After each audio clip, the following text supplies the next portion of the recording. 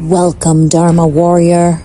In this space, we walk the path of truth with steady hearts, protect what is sacred, and choose peace without abandoning strength. Breathe in presence, breathe out resistance. Let's begin. Ride or die. This phrase could be interpreted for riding motorcycles, of course, as I speak from experience. Throughout the years, I've owned 3 bikes: Lola, Raven, and lastly, Angel. And yes, I'm one of those. I name all of my vehicles. I thought everyone did. While I traveled many kilometers covering much ground, which presented me with a hobby that provided escape, I could allow myself to ride aimlessly in the countryside, allowing me to escape everyday rat race and be clear, free, and absent-minded. Now I meditate to provide the same refuge. Looking back, though, road trips to Rattlesnake Point, Forks of the Credit offered many adventures, many holy shit moments, and whoa, that was close, but did you die moments. I do want to focus more on the slogan ride or die itself from the literal riding experience versus how it can be applied when describing a relationship, a partnership, and the type of dedication you have onto another human being. Because for years, I wore these words like a badge of honor. I said them proudly, fiercely. I thought they represented loyalty, devotion, unconditional love, the promise that no matter what happened, I would stand beside the person that I loved.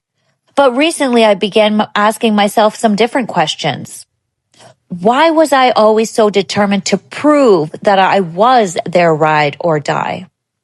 And perhaps even more important, why did I keep choosing people who required such a promise in the first place? The answer surprised me. For years, I believed I was attracted to bad boys because they were exciting, powerful, fearless, and rebellious. That's the easy explanation. The truth is much more uncomfortable. I wasn't attracted to the motorcycles per se. I wasn't attracted to the crime.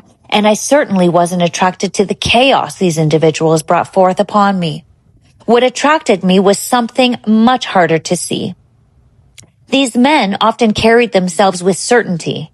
They seemed fearless, like they knew exactly who they were, like they belonged somewhere. And when you're searching for belonging yourself, that confidence can feel incredibly attractive. Now looking back, I can see that I wasn't chasing danger. I was chasing the feeling that I imagined existed on the other side of that confidence.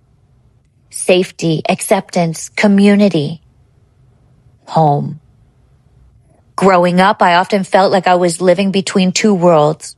I could see darkness around me without wanting to become part of it. I understood people whose lives had gone sideways, even when I desperately wanted something different for myself. I held compassion for them, maybe even too much, because it came with a silent and brutal cost, without me fully knowing, admitting, or even acknowledging this facet until years later. Somewhere along the way, I confused protection with being a representation of love. The woman who keeps dating emotionally unavailable men would understand this. The man who joins the wrong friend group can understand. The teenager who desperately needs acceptance understands. The lesson becomes universal. Power became confused with safety. Familiarity became confused with home. The men I chose weren't what I truly wanted. I recognized these men as a means to feeling safe, which is what I needed desperately in those chapters. I saw strength where there was often fear, confidence where there was often insecurity, loyalty where there was often control. And because I wanted so badly to belong, I convinced myself that if I loved them enough, supported them enough, proved myself enough, they would eventually trust me, choose me, and build a life beside me. But that never happened. Love does not transform someone who has no desire to transform themselves. My role was never to save anyone, nor was it my responsibility. The painful realization is that I wasn't looking for a criminal. I wasn't looking for the bad boy. I was looking for a home, a place where I felt seen, a place where I felt protected, a place where I felt chosen. And because I was searching from a wounded place, I often mistook intensity for connection. Looking back now, I realized something I once said to someone I love deeply. We are cut from different cloth. At the time, I couldn't fully explain that, nor to himself, nor to myself, actually. But today I can. It wasn't judgment. It wasn't superiority. It wasn't criticism. It was simply the truth. The fact that we were simply in different places of our lives. Some people are building. Some people are hiding. Some people are healing. And some people are still surviving. And while we may care deeply for the other person, that doesn't mean we are walking the same path.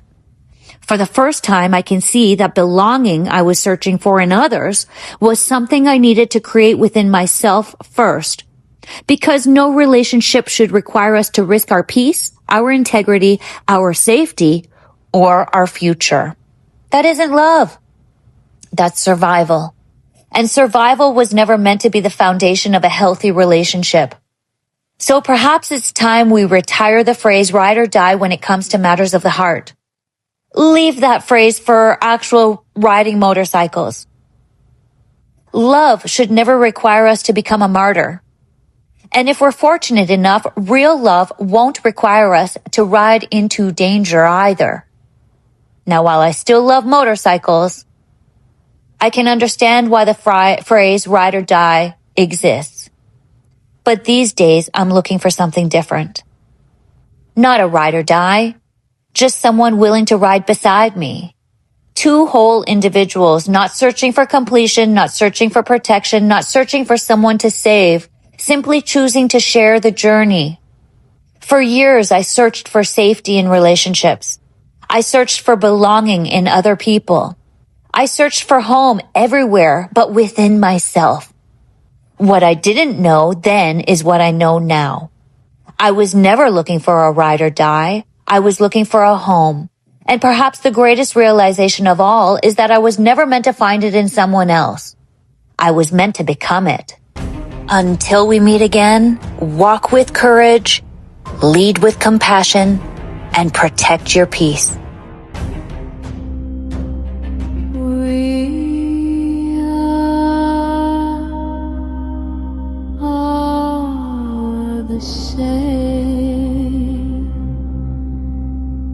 Same but different.